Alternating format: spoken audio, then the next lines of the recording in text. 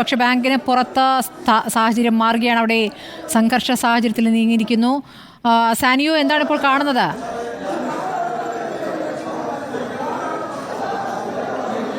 സ്മൃതി, ബാങ്കിന് പുറത്താണ് നമ്മളുള്ളത്. അതായത് ഈ ബാങ്കിന്റെ ഷട്ടർ അടച്ച് ഉള്ളിലാണ് ചർച്ച നടക്കുന്നത്. ബാങ്കിന് പുറത്ത് യൂത്ത് കോൺഗ്രസ് പ്രവർത്തകരും യൂത്ത് ലീഗ് പ്രവർത്തകരും വലിയ സംഘർഷവുമായി എത്തിയിരിക്കുന്നതും വലിയ തരത്തിലുള്ള സംസാരങ്ങൾ ഉണ്ടാകുന്നതുമായ ഒരു കാഴ്ചയാണ് ഇവിടെ നിന്ന് ഇപ്പോൾ കാണുന്നത്. ബാങ്കിന്റെ ബോർഡുകളടക്കം നശിപ്പിച്ചുകൊണ്ട് ബാങ്കിന്റെ ഈ ഷട്ടറുകളിൽ അടിച്ചുകൊണ്ട് വലിയ പ്രതിഷേധമാണ് യൂത്ത് ലീഗ് യൂത്ത് കോൺഗ്രസ് പ്രവർത്തകർ നടത്തുന്നത്. അതായത് ഉടൻ ഒരു തീരുമാനമെടുക്കണം. ഉള്ളിൽ ചർച്ച ചെയ്തിരുന്നത് കൊണ്ട് മാത്രം തീരുമാനം ആവുകയില്ല. എത്രയും പെട്ടെന്ന് ഈ വിഷയത്തിൽ തീരുമാനമെടുത്ത് പാവപ്പെട്ട ജനങ്ങൾക്ക് അവരുടെ പൈസ തിരികെ കൊടുക്കണമെന്നാവശ്യപ്പെട്ടുകൊണ്ടുള്ള ഒരു സമരമാണ് പുറത്ത് നടക്കുന്നത്. അകത്തെ ചർച്ചകളുടെ തീരുമാനം എത്രയും പെട്ടെന്ന് ഉണ്ടാവണമെന്നാവശ്യപ്പെട്ടുകൊണ്ടാണ് പുറത്ത് ആളുകൾ സംഘടിച്ചിരിക്കുന്നത്. കൂടുതൽ പ്രവർത്തകർ ഇങ്ങോട്ടേക്ക് എത്തിക്കൊണ്ടിരിക്കുകയാണെന്ന് വേണം നമ്മൾ മനസ്സിലാക്കാൻ. ഏതായാലും വലിയ സംഘർഷം തന്നെയാണ് പുറത്തും നടക്കുന്നത്. ഉള്ളിൽ ചർച്ച നടക്കുമ്പോൾ തന്നെയാണ് പുറത്ത് ഇത്തരത്തിൽ യൂത്ത് ലീഗ് പ്രവർത്തകരും അതുപോലെ യൂത്ത് കോൺഗ്രസ് പ്രവർത്തകരും സംഘടിച്ചെത്തിയിരിക്കുന്നത്. ഈ കെട്ടിടത്തിന്റെ 1ാമത്തെ നിലയിലാണ് regional office, Kerala Gramin Bank regional office പ്രവർത്തിക്കുന്നത്. ആ റീജിയണൽ ഓഫീസിന്റെ മുന്നിൽ നിന്നുള്ള ദൃശ്യങ്ങളാണ് ഇപ്പോൾ നമുക്ക് കാണാനാകുന്നത്. യൂത്ത് ലീഗ് പ്രവർത്തകരും ഒരേപോലെ തന്നെ സംഘർഷത്തിൽ ഏർപ്പെട്ടിരിക്കുന്ന ഒരു സാഹചര്യം. അതായത് ഈ ചർച്ചയ്ക്ക് എത്രയും പെട്ടെന്ന് പരിഹാരം ഉണ്ടാകണം, എന്നാൽ മാത്രമേ പിരിഞ്ഞു പോവുകയുള്ളൂ എന്നാണ് പ്രവർത്തകരുടെ ആവശ്യം. വലിയ ബഹളം പോലീസുമായി ഉന്തും തള്ളും ഒക്കെ ഉണ്ടാവുന്നുണ്ട്. ഏതായാലും സംഘർഷ സാധ്യത നിലനിൽക്കുക തന്നെയാണ്. സ്മൃതി, സംഘർഷ സാഹചര്യത്തിലേക്ക് നീങ്ങിയാണ് പ്രവർത്തകർ. രോഷാകുലരാണ്. ഇപ്പോൾ 3 പേരുടെ ലോൺ പിടിച്ചെടുത്തത് തിരികെ അവരുടെ അക്കൗണ്ടിലേക്ക് ഇട്ടിരിക്കുന്നു. പക്ഷേ അതല്ല കണക്ക് എന്ന ആളുകൾ തന്നെ സാക്ഷ്യപ്പെടുത്തുകയാണ്. അങ്ങനെ ഓരോ പ്രതികരണങ്ങളായി വരുമ്പോൾ നിരവധി പേരുണ്ട് ഇത്തരത്തിൽ ലോൺ തിരിച്ചു പിടിച്ചവരായി എന്നുള്ളതാണ്. ഗ്രാമീൺ ബാങ്കിൻ്റെ വീഴ്ച ഗുരുതര വീഴ്ച തന്നെയാണ്. മുണ്ടക്കൈ ചൂരൽമല ദുരന്തത്തിൽപ്പെട്ടവരിൽ നിന്നും ദുരന്തത്തിന് തൊട്ടു പിന്നാലെ തൊട്ടടുത്ത ദിവസത്തിൽ തന്നെ പണം പിടിച്ചെടുക്കുന്ന നടപടിയുണ്ടായി. ഇപ്പോൾ 20ാം ദിവസം എത്തുമ്പോൾ ഇപ്പോൾ വീണ്ടും പണം പിടിച്ച നടപടിയുണ്ടായ ഘട്ടത്തിലാണിപ്പോൾ വലിയ പ്രതിഷേധം ഉയർന്നിരിക്കുന്നത്.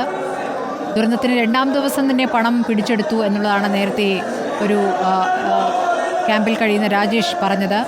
അദ്ദേഹത്തിൻ്റെ സുഹൃത്തുക്കൾക്കാണ് ദുരനുഭവമുള്ളത്. അത് 4 പേരുണ്ടെന്ന് പറയുന്നു. ഇപ്പോൾ പണം തിരികെ നൽകിയിരിക്കുന്ന 3 പേരാണ്. ഈ 3 പേരിൽ പെടാത്ത 4 പേരുടെ കണക്കാണ് രാജേഷ് നൽകിയത്. ഇനിയും പേരുകളുണ്ട്, കണക്കുകളുണ്ട്. പക്ഷേ ബാങ്കിന് അത് നൽകാൻ ഇതുവരെ കഴിഞ്ഞിട്ടില്ല.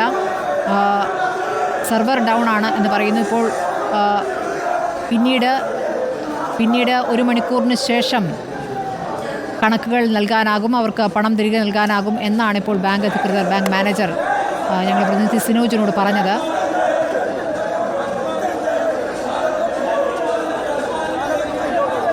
പക്ഷേ ബാങ്കിന് പുറത്ത് വലിയ സംഘർഷാവസ്ഥയിലേക്ക് നീങ്ങുകയാണ് പ്രതിഷേധം. കൂടുതൽ പ്രവർത്തകർ ഈ ഭാഗത്തേക്ക് എത്തിയിട്ടുണ്ട്.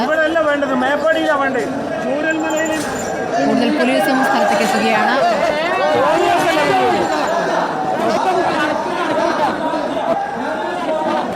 ദുരന്തബാധിതരെ വീണ്ടും ബുദ്ധിമുട്ടിലാക്കുന്ന നടപടി അത് വലിയ പ്രതിഷേധത്തിന് വഴിതെളിച്ചിരിക്കുന്നു. ദുരന്തമുഖത്ത് ഒരുമിച്ച് പ്രവർത്തിച്ചവരാണ് ഈ യുവജന സംഘടനകൾ. ഇപ്പോൾ പ്രതിഷേധവുമായും അവർ ഒരുമിക്കുന്നു എന്ന് വേണം മനസ്സിലാക്കാൻ.